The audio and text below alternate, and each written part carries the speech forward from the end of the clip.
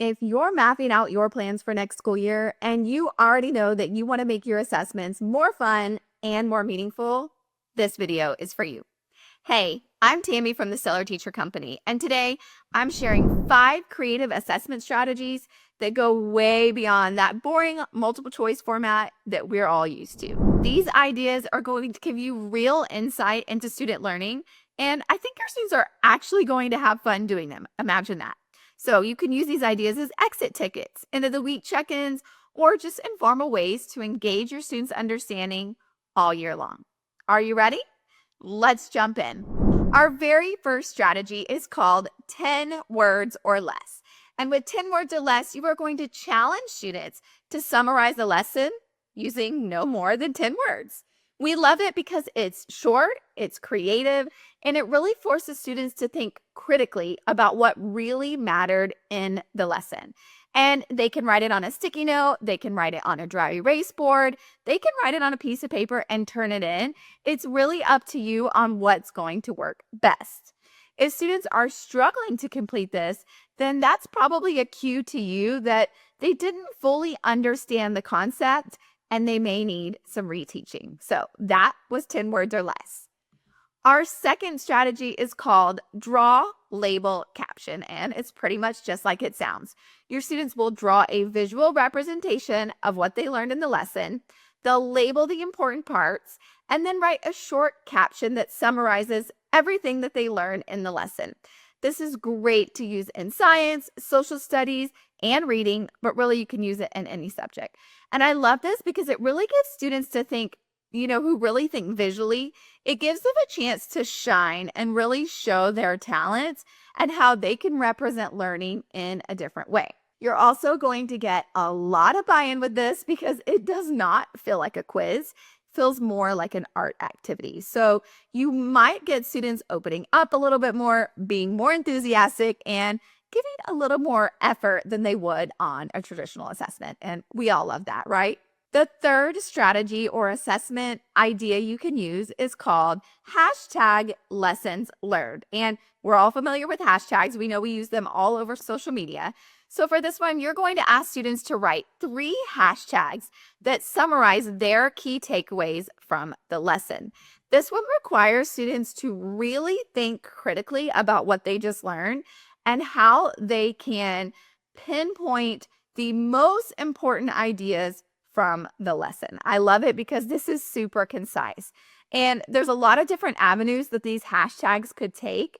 It could be the main idea from something they read, could be a key vocabulary word that's really important to the content, or it could even be a personal connection that they might have had with what they are learning.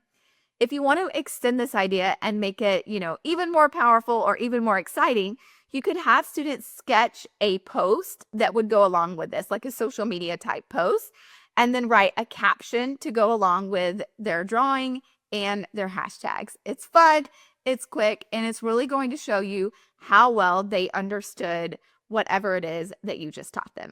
Our fourth strategy is called wise words.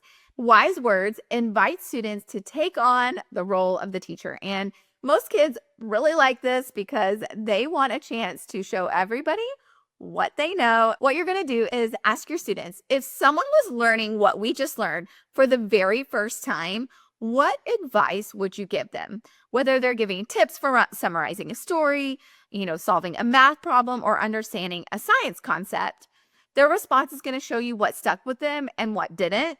And it's also going to help build metacognition and allow them to reflect on what they just learned and, how well they really digested that information, how they would share it with somebody else. And then our final strategy, and this one might be familiar to you guys, this is called the 3-2-1 strategy.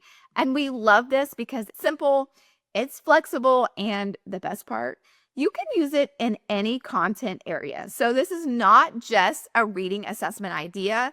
It can be used science, social studies, math, wherever you have time or wherever you need a quick assessment. So you will use this strategy at the end of a lesson. You're going to ask students to write down 3 things that they learned during that lesson. Next, that's your 3, right? Next is your 2, and it's going to be 2 questions they still have after the lesson. So, maybe they had some misconceptions they weren't sure about, or there was something that they just didn't get enough information on. That's what their 2 questions will be about. And then finally, the 1, that's one thing they want to continue practicing. The first few times you do this, I really recommend doing this together as a class or modeling it for your students because they might not know what would I put down for the one thing I want to continue practicing. But if students see lots of examples, they see you modeling and they get practice, soon this will become second nature and it will be a really quick and easy way to assess student learning. And I love it because it really gives you a snapshot of what did they truly understand? What parts are confusing for them or, did they need more information for? And where are they feeling really confident? And that's all in just one quick assessment. The other thing that's great about it is it's going to help you plan your next steps. So whether that is you need to reteach the entire class because there were a lot of misconceptions, or there is a small group that you need to pull and you need to go over certain parts of what you just learned, or maybe you need to plan some enrichment for some of the students according to their responses. So this will give you some really great insight on what happened with your students during that lesson.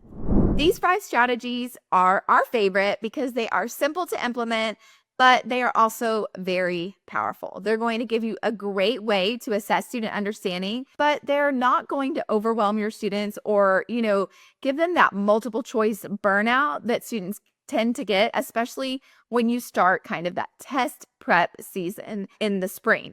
I also love that they give students a chance to be creative and kind of show a different side of them that we might not always get to see. And of course, you're going to see more buy-in with these types of assessments than you are a exit ticket with multiple choice questions.